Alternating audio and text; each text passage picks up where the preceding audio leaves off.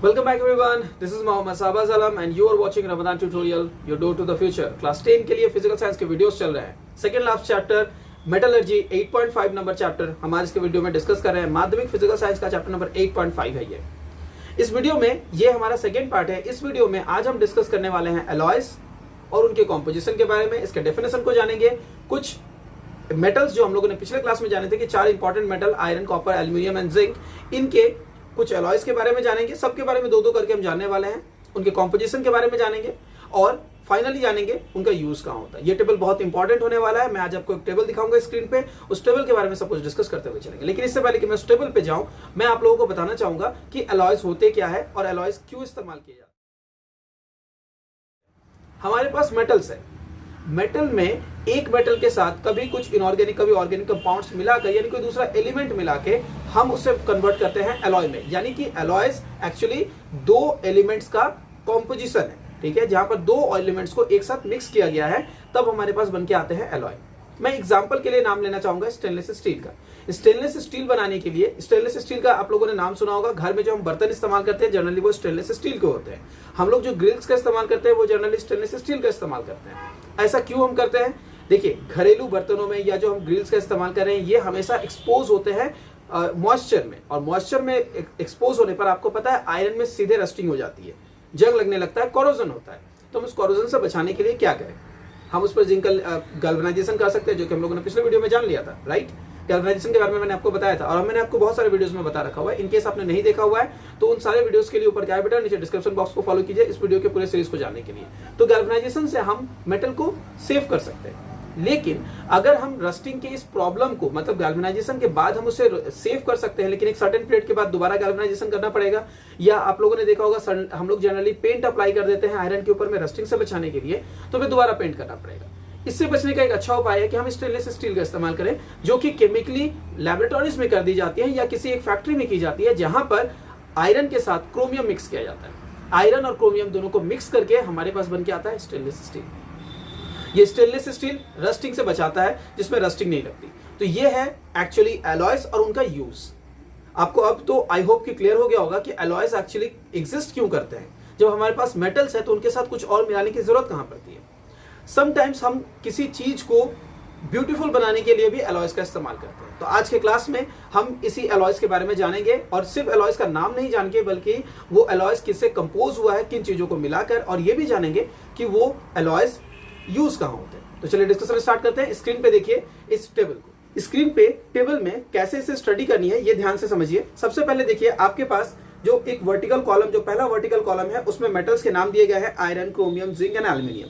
इनके abbreviated form जो symbols है वो दिए गए हैं. Fe यानी आयरन, Cu यानी कॉपर, जिंक Zn होता है, एल्यूमिनियम Al होता है. ये Al है, बहुत सारे बच्चों को कंफ्यूजन होता है इसलिए मैं बताता चलूं.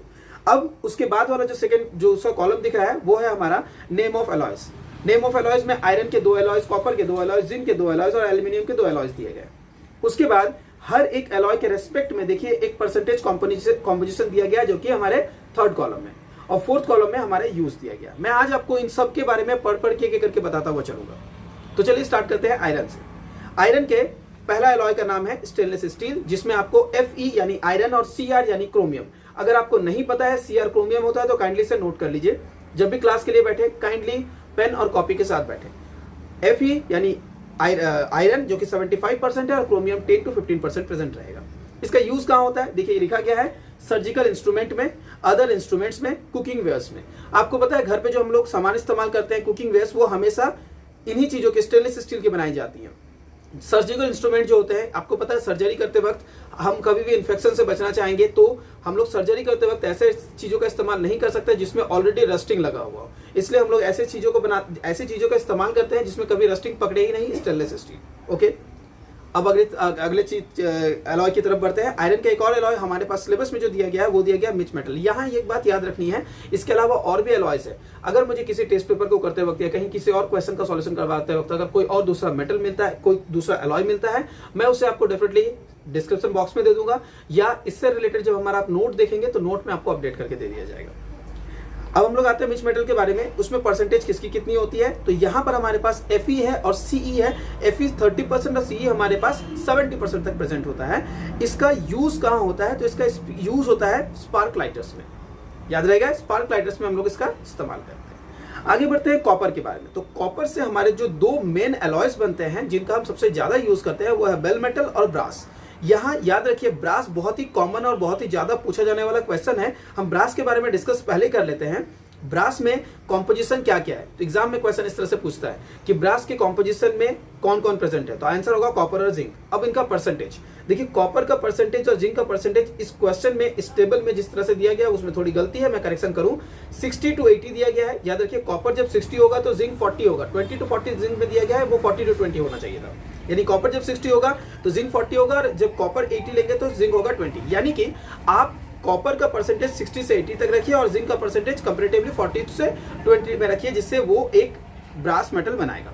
ब्रास मेटल का इस्तेमाल कहाँ होता है, चलिए जानते हैं। ब्रास मेटल का इस्तेमाल होता है यूटेंसिल्स बनाने में, इंस्ट्रूमेंटल पार्ट्स बनाने में, वाटर टैप्स बनाने में। ये सभी कॉपर के बने होते हैं क्योंकि इसमें भी रस्टिंग से हमें बचानी होती है। बेल मेटल दूसरा इसका एक है जो कि पहले किताब में दिया गया, लेकिन चूंकि ब्रास ज्यादा इंपॉर्टेंट था इसलिए मैंने ब्रास के बारे में पहले डिस्कस कर लिया। बेल मेटल में हमारे पास जो दो चीजें होती है वो होती है Cu और Sn, जो 75% से 75 से 80 तक Cu होता है और Sn हमारा 20 से 25% तक होता है। इसका इस्तेमाल जैसे कि बेल मेटल बोला गया है तो बेल बनाने में, यूटेंसिल्स, कॉइन्स और स्कल्पचर्स बनाने में किया जाता है। आते हैं अगले एलिमेंट की तरफ, यह है जिंक। यहाँ पर हमारे जो दो है वो है जर्मन सिल्वर और डेल्टा मेटल। इसमें जर्मन सिल्वर ज्यादा इंपॉर्टेंट है, जर्मन सिल्वर पे क्वेश्चन पूछे जाते हैं। यहाँ कॉपर का परसेंटेज 50 से 60 होता है, जिंक होता है 25% और निकल भी होता है 15 to 25%। तो आप देख सकते हैं यहाँ पर हम लोगों ने पहली बार ऐसा देखा जिसमें मोर देन 2 एलिमेंट्स जुड़े हुए हैं टू मेक अ अलॉय। याद रखिएगा इसका इस्तेमाल होता है ऑर्नामेंट्स बनाने में, इसके अलावा यूटेंसिल्स बनाने में इसका इस्तेमाल किया जाता है। डेल्टा मेटल ये हमारा दूसरा था जिसमें हमारे पास दोबारा 3 है। यहाँ कॉपर, जिंक और आयरन यूज होता है, पार्ट्स ऑफ इंस्ट्रूमेंट बनाने के लिए इसका इस्तेमाल किया जाता है। मैं इसके बारे में और इलैबोरेट डिस्कशन नहीं कर रहा हूँ। आई होप कि अब तक आपको समझ में आ गया होगा कि किस तरह से इस टेबल को स्टडी करनी है। इसे जरूर नोट डाउन करें और इस पे अपना नोट बना के इसे घर पे अच्छे से प्रिपेयर करें। एल्यूमिनियम में दिया गया है ड्यूरेलुमिन और मैग्नीशियम। देखिए इसमें ड्यूरेलुमिन बहुत इंपॉर्टेंट है, वैसे मैग्नीशियम भी पूछा जाता है। आप देख सकते हैं ड्यूरेलुमिन के लिए बोला गया है एल्यूमिनियम 95% है, कॉपर 4% है, मैग्नीशियम 0.5% है, मैग्नीज 0.5% है। इसका एरोप्लेन बॉडी बनाने के लिए, मोटर कार बॉडी बनाने के लिए इसका इस्तेमाल किया जाता है क्योंकि ये बहुत ही हल्की हो जाती है। इसके बाद मैग्नीशियम, जहाँ पर मैग्नीशियम यहाँ पर मैग्नीशियम 5 to 40% हो सकती है और रिमेनिंग परसेंटेज जो होगा वो एल्यूमिनियम का होगा। ये साइंटिफिक इंस्ट्रूमेंट्स बनाने में इसका इस्तेमाल किया जाता है। पूरी टेबल देख ली एंड आई होप कि आपको समझ आया होगा कि इस चैप्टर में हमें कैसे प्रिपरेशन करनी है।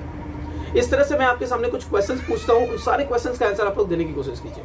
सबसे पहले मुझे बताइए, जो क्वेश्चंस मैं पूछ रहा हूं बोर्ड में इसी तरह से क्वेश्चन पूछे जाते हैं, तो सब इन सारे क्वेश्चन का आंसर आप लोग जरूर मुझे कमेंट में दीजिए ताकि आप लोग जो स्टडी कर रहे हैं जिसको प्रॉपर वे ऑफ स्टडी रह पाए, ताकि आप आंसर भी जो दे रहे हैं इससे आपका प्रिपरेशन भी चलता रहे।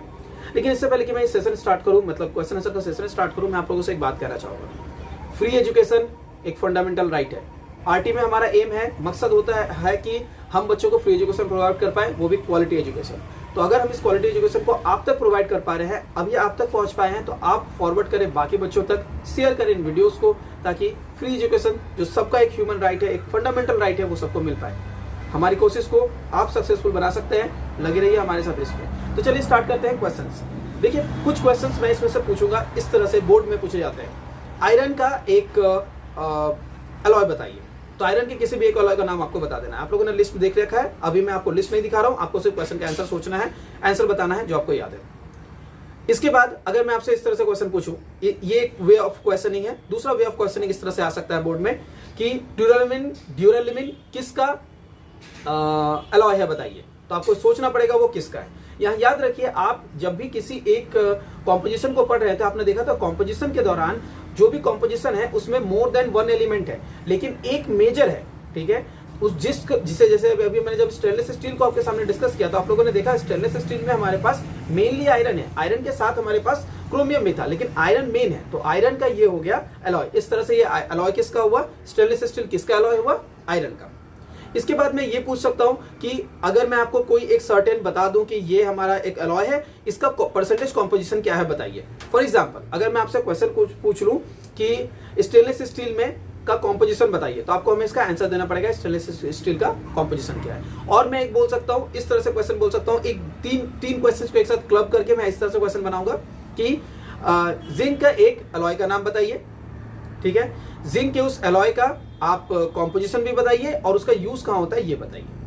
एक और वे ऑफ क्वेश्चनिंग इस तरह से हो सकती है, इस क्वेश्चन का भी आंसर आप लोग जरूर इस वीडियो के एंड में दीजिएगा। एक वे ऑफ क्वेश्चनिंग हो सकती है, कॉपर किसका एलॉय है मुझे बताइए, सॉरी कॉपर नहीं, ब्रास किसका एलॉय है ये मुझे बताइए। इसके बाद ब्रास का जो परसेंटेज कॉम्पोजिशन है मुझे वो बताइए, और ब्रास का यूज कहाँ होता है वो बताइए। इन जितने भी तरह के क्वेश्चंस मैंने आपको दिए हैं, इन सारे क्वेश्चंस को नोट डाउन कीजिए और उनका सॉल्यूशन कीजिए।